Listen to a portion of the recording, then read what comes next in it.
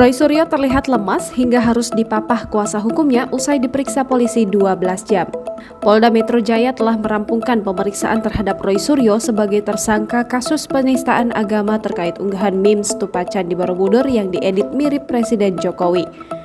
Dalam pemeriksaan selama hampir 12 jam ini, Roy terlihat lemas. Roy Suryo keluar dari ruang penyidik sekitar pukul 22.15 waktu Indonesia Barat. Tampak saat menuruni tangga gedung Ditreskrimum Polda Metro Jaya, Roy Suryo harus dipapah dua tim kuasa hukumnya. Seusai menuruni tangga, Roy Suryo dipapah erat dua orang tim kuasa hukumnya untuk menaiki mobil. Saat disinggung mengenai kemana Roy akan dibawa setelah diperiksa, Pitra tak menjawab. Di dalam mobil, Roy Suryo langsung dibaringkan dengan kondisi lemas. Hal senada juga disampaikan salah satu kuasa hukum Elza Syarif Nasution. Elza menyebut Roy Suryo kelelahan usai diperiksa.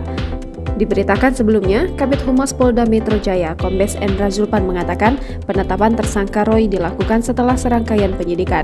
Meski begitu, Zulpan belum bisa memastikan perihal Roy Suryo akan langsung ditahan atau tidak usai menjalani pemeriksaan sebagai tersangka. Pak Roy kurang sehat Pak Roy. Ibu.